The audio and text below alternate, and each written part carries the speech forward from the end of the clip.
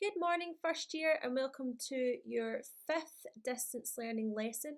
This is the last lesson we'll do together before you actually start writing your reflective essay. So, just as a reminder of our weekly plan that we've been working through, we have worked on building our descriptive writing skills, our show don't tell, how to reflect. We've looked at examples, and today we're actually going to use all our skills to open our reflective essays. This will be the main part of the lesson. It will also be a Teams assignment, but you could do it during this lesson if you wanted to. Next week, you'll be writing your essay. So I want you to pause the video just now. This is your next spelling starter. Remember, you handwrite the words out 3 times. Then you create a sentence using at least 3 of these words and put it into the distance learning channel. On you go. Moving on to our main lesson, we're going to start first of all by doing a little reflective writing recap of what we have covered so far. So we've looked at describing setting, using the senses, using loads of different types of figurative language. We've looked at describing emotions using figurative language. We've looked at show, don't tell, which is so important for conveying your emotions. We've looked at how to reflect, and we've looked at some examples, and you have planned your essays. We're now going on to opening your reflective essay. Now, the opening, this is your reflective essay and your opening, so it should be based on the plan that you have already created, okay? What I just want you to think about in a minute is I want you to just maybe make some scribbly wee notes down on how you would open it based on your plan. I want you to think about how you would set the scene, how you would use the senses.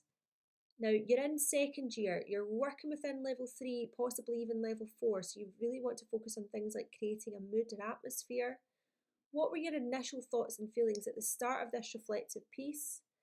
And do you have any initial reflections? And by that, I mean, say you open your piece all about lockdown, and even at the beginning of your essay, you could say something like, depending on the essay, you might say, I really didn't realise how bad my mood was going to affect others.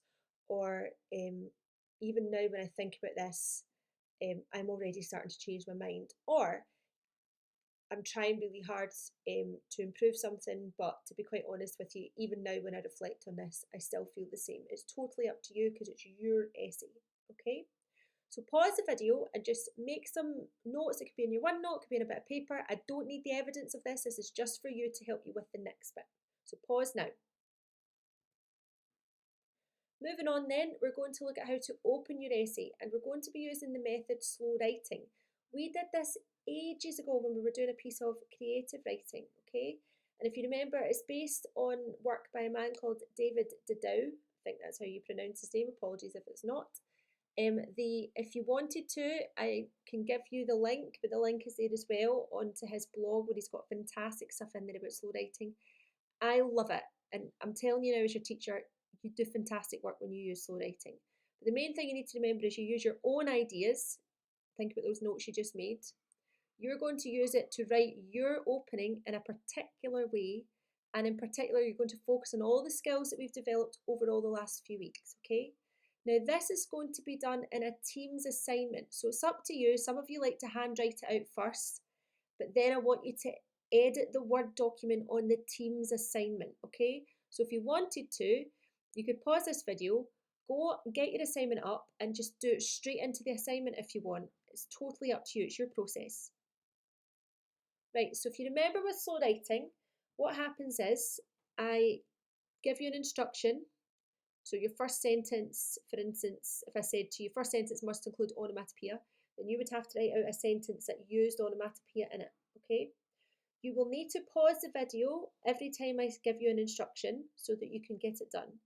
If you're not sure what any of these techniques are, I don't want you to go onto Teams and immediately ask me because you should have watched the videos. So you'll have to go back and watch other videos to help you, okay? Because it's all there. If you watch the videos and you're still not sure, then absolutely ask me for help, okay? So here goes. Your first sentence should include personification. So pause the video, write out your first sentence and your opening. Your second sentence should use at least 2 senses to bring your setting to life. Pause the video.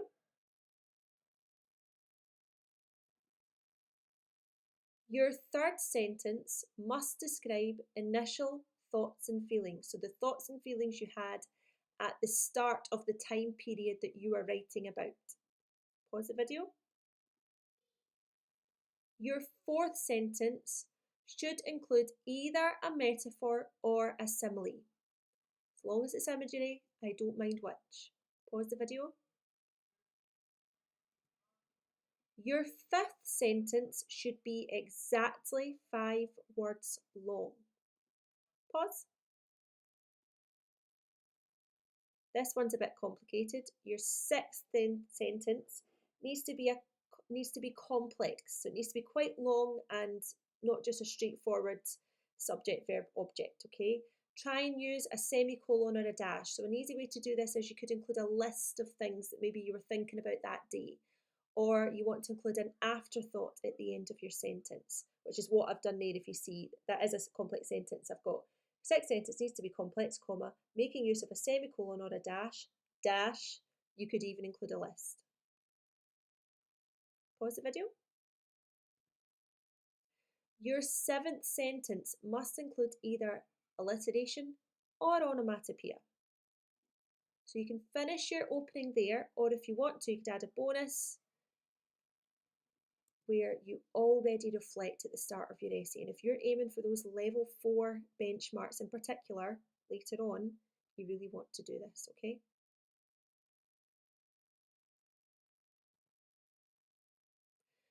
Right, before you hand this in, can you please check your work? So I want you to think about, does it make sense, your opening piece? Is the spelling and punctuation accurate? Should I really be marking your spelling and punctuation if you're typing it onto Word? Or are there ways that you can use to make sure it's accurate? Did you use a mixture of figurative language? Did you use a variety of sentence structures? How good is your word choice? So I want you to check your work, make sure it's perfect, then click hand in. So Teams assignment, edit the assignment, click hand in, okay? Don't click hand in if you've not completed all the activities on the assignment. There's one more at the bottom. No Rui this week because I want you to really focus on your opening paragraph, okay? But I just want us to go back and revisit our poem again. So remember I told you that we should be starting to think about our poem Caged Bird, okay? I'm not going to read it to you again because you can listen to the previous lesson to read it. But there's going to be another small activity on your team's assignment to do with this poem. And I just want you to start thinking about it, okay? Think about what the birds represent, for example. Okay? Start thinking about the imagery. But most importantly of all, if you have a spare minute, and if not, I'll give it to you in an assignment later, find out about Maya Angelou. Think about the way that she writes and the reasons why she writes and things like that. It will help you when you go to analyse this poem. That's the end of the lesson, so focus on that opening paragraph. Still get your spelling words done as normal. Think about this poem again, or for the first time if you didn't do it last week.